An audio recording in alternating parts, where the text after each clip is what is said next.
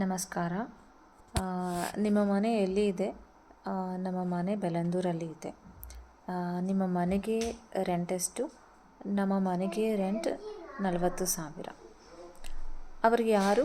ಅವರು ನನ್ನ ತಮ್ಮ. ನಿಮ್ಮ ತಮ್ಮಗೆ ಎಷ್ಟು ವರ್ಷ? ನಮ್ಮ ತಮ್ಮಗೆ 34 ವರ್ಷ. ನಿಮಗೆ ಎಷ್ಟು ಮಕ್ಕಳು? ನಮಗೆ 2 ಮಕ್ಕಳು. ನೀವು ಆಫೀಸ್ ಎಷ್ಟು ಗಂಟೆಗೆ ಹೋಗ್ತೀರಿ? ನಾನು 19ವರೆಗೆ ಹೋಗ್ತೀನಿ. ಎಷ್ಟು ಗಂಟೆಗೆ ವಾಪಸ್ ಬರ್ತೀರಿ? 8 ಗಂಟೆಗೆ ವಾಪಸ್ ಬರ್ತೀನಿ.